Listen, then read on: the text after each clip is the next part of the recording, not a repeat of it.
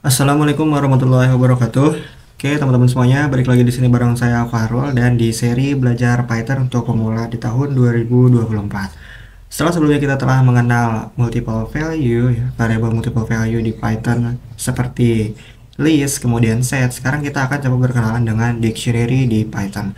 Nah, mungkin teman-teman pernah dengar gitu ya di bahasa pemrograman lain, dictionary itu sama seperti objek gitu kalau misalnya di JavaScript. Nah, dictionary itu terdiri dari dua unsur teman-teman, yaitu key dan juga value, kunci dan juga nilainya itu sendiri gitu. Nah, untuk membuat dictionary sendiri di Python itu cukup mudah ya. Contoh di sini kita cukup perlu memberi nama dictionary kita tuh apa. Di sini saya kasih nama aja dict type. Kemudian kita inisialisasi awal dengan kurung kurawal seperti ini ya. Nah, di sini yang menariknya kita mendefinisikan gitu ya sebuah key ya, kuncinya. Contoh di sini kayak saya kasih kunci adalah name. Kemudian value-nya yang ini teman-teman. Jadi key-nya adalah name, value-nya itu John. Begitu juga dengan data yang berikutnya gitu ya. Sama aja, misalnya misahinnya itu pakai koma ya. Key-nya adalah age, value-nya adalah 36. Jadi di sini name-nya ya, key dengan name value-nya adalah John. Kemudian key dengan namanya itu age memiliki value 36. Nah, di sini kalau kita coba running dan print, hasilnya akan seperti ini. Name John, kemudian age-nya 36. Nah, kita juga bisa memanggil datanya itu satu persatu. Contoh, kita akan coba manggil name-nya terlebih dahulu gitu ya. Kita mau manggil si John, ya udah kita panggil namanya gitu ya. Semisal kita panggil dulu di sini untuk nama si dictionary-nya, kemudian kita akses ya, indeks dengan nama gitu ya, name gitu. Ini untuk mendefinisikan ataupun memberitahu kita akan mengambil sebuah key di dalam dictionary yang bernama name. Dan kalau kita running, hasilnya akan menjadi John. Begitu juga ketika kita ingin mengambil umur, kita cukup mengambil key-nya. Key-nya kan di sini age ya. Berarti kita panggil di sini age, dia akan menyesuaikan 36. Seperti itu untuk cara kita membuat dan juga memanggil dictionary di Python. Nah, kita akan coba berkenalan untuk manipulasi data ataupun elemen di dictionary ini. Yang pertama itu adalah menambahkan data atau elemen baru ke dalam dictionary. Nah, sepertinya itu cukup mudah banget ya. Kita hanya panggil nama dari dictionary kita. Soal sini adalah dict type. Kemudian, nah di sini kita perlu memberitahu key apa yang akan kita tambahkan. Contoh di sini saya akan menambahkan gender ya. Maka di sini adalah nama key-nya, kemudian di sini adalah value-nya gitu ya. Contoh di sini saya akan menambahkan gender dengan value male. Kita coba eksekusi kodenya. Nah, jadi sekarang untuk dictionary kita sudah memiliki 3 data. Yang pertama ini adalah name, yang kedua adalah age, yang ketiga ada gender gitu ya. Kita juga bisa menambahkan yang lain. Contoh di sini ada food gitu ya. Kita akan coba tambahkan semisal nasi goreng. Kita eksekusi kodenya, maka dia akan bertambah key baru yang bernama food dan memiliki value nasi goreng. Nah, bertambah ya teman-teman. Jadi di sini kita punya 4 data sekaligus dalam satu dictionary kita, yaitu ada name-nya John, kemudian age-nya 36, gender-nya male, dan food-nya nasi goreng. Oke, kemudian kita akan coba mengganti elemen ataupun data di dalam sebuah dictionary. Caranya mudah banget ya. Kita perlu menseleksi aja, yaitu key dari value yang ingin kita ubah. Contoh di sini jika data sebelumnya name-nya itu adalah John, saya akan ubah name tersebut ke Fahrul. Jadi kita akses terlebih dahulu untuk dictionary kita, kemudian kita pilih key apa yang ingin kita ubah. Contoh di sini saya ingin mengubah name-nya menjadi Fahrul. Kita eksekusi kodenya. Nah, jadi sekarang udah berubah ya. Yang sebelumnya name-nya itu adalah John, sekarang name-nya menjadi Fahrul. Kita juga bisa mengubah ya. Contoh misalnya di sini age, saya akan ubah age-nya itu menjadi 20. Kita coba eksekusi lagi kodenya dan sekarang age-nya sudah berubah. Yang semula name John, age 36, sekarang name Fahrul, age-nya 20. Seperti itu. Nah, kita juga dapat menghapus elemen ataupun data di dalam dictionary menggunakan function del, teman-teman. Contoh di sini kita perlu manggil dulu nih fungsinya del, kemudian nama dari dictionary kita, kemudian key apa yang ingin kita hapus. Contoh di sini key gender yang ingin kita hapus ya. Nah, seperti ini. Coba kita eksekusi kodenya.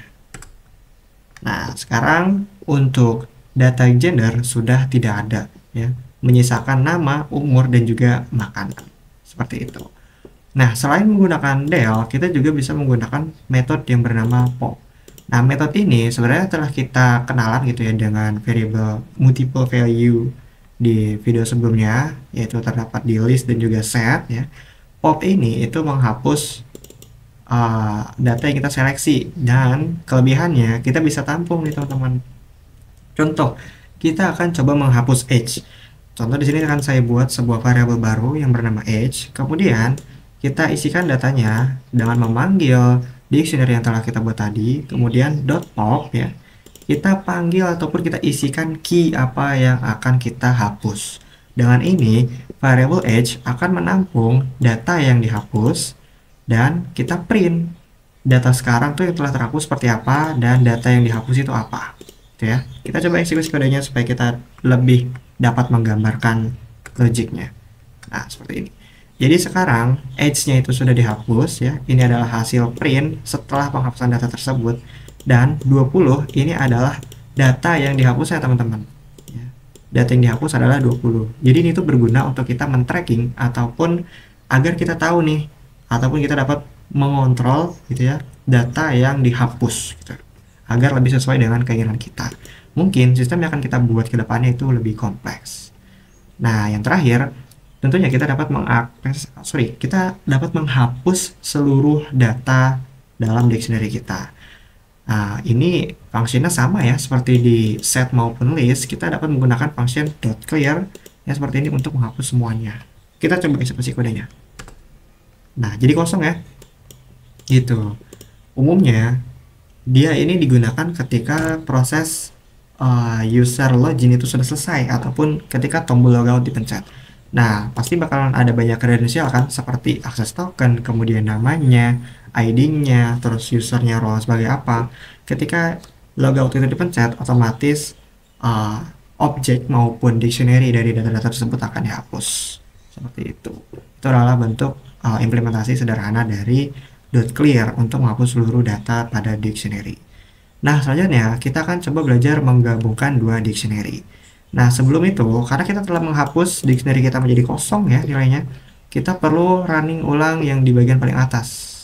Dengan kata lain, kita akan coba generate ulang dictionary kita menjadi dua nilai seperti ini. Nah, kemudian saya akan running untuk another dict agar kita dapat menggabungkan kedua dictionary ini. Nah, untuk menggabungkan dua dictionary, kita dapat menggunakan function ataupun method .update. Ya, kita panggil dulu dictionary pertama kita yang tadi di atas. Kemudian kita panggil .update, kita masukkan another dict, yaitu dictionary terbaru kita sebagai parameter ke dalamnya. Nah, jika sudah, kita akan coba print ya untuk dictionary terbaru kita kira-kira jadi seperti apa. Nah, sekarang jadi sudah ada tambahan ya. Name John, age 36, gendernya male, kemudian country-nya ada di USA. Seperti itu untuk menambahkan ataupun menggabungkan dua dictionary yang berbeda menjadi satu kesatuan. Nah, ini yang menarik teman-teman. Another level of dictionary in Python. Jadi, kita tuh bisa memasukkan dictionary dalam dictionary maupun ini namanya kalau salah list ya, list di dalam sebuah dictionary. Contoh di sini adalah sebuah data dengan name John, kemudian age 36, gendernya male, kemudian dia memiliki hobbies, reading dan juga swimming. Kemudian addressnya di sini ada city-nya itu di New York, kemudian kode posnya 10001. Nah, ini adalah bentuk dari dictionary of dictionary. Jadi di dalam dictionary ada dictionary maupun ada list dan berbagai data lainnya. Ini merupakan cukup kompleks ya, makanya saya sebut di sini another level of dictionary in Python. Kita coba running dulu ya. Sini sudah checklist. Untuk mengaksesnya, yang pertama kita ingin mengakses namanya saja, maka dia biasa aja gitu ya. Name John. Nah, kemudian jika kita ingin mengakses hobi, karena di sini ada dua hobinya. Nah, teman-teman perlu perhatikan nih. Value dari key hobbies itu adalah sebuah list. Nah, sebuah list bisa kita akses dengan indeks, teman-teman. Contoh kita akan mengakses hobi pertama, maka di sini kita perlu memberikan indeks ke 0 ya. Karena indeks ke 0 di sini adalah reading, swimming itu adalah indeks pertama. Gitu ya. Nah, kemudian jika kita ingin mengakses address ya, kemudian city, nah kita perlu mengakses key-nya. Nah, karena kalau teman-teman simak di sini itu adalah dictionary lagi teman-teman ya. Jadi ada dictionary di dalam dictionary. Kita perlu mengakses key-nya kembali city. Nah, kalau kita ingin mengakses kode posnya, ya udah, city-nya tinggal diganti aja sama zip code. Kita coba akses kode ini.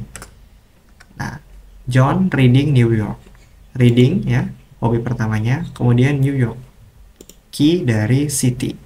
Nah, contoh kita ingin mengakses swimming gitu ya. Kita cukup ubah aja indeks pertama. Maka sekarang jadi swimming. Kemudian jika kita ingin mengubah jadi zip code gitu ya, dia berubah jadi kode posnya. Seperti itu teman-teman. Nah, mungkin teman-teman bisa memainkan untuk format dari dictionary Python ini secara leluasa di workspace maupun playground di komputer personal kalian masing-masing. Mungkin segitu aja dulu untuk materi dictionary di Python kali ini. Jika teman-teman punya pertanyaan mengenai materi kali ini ataupun saran dan masukan, boleh langsung komentar saja di bawah.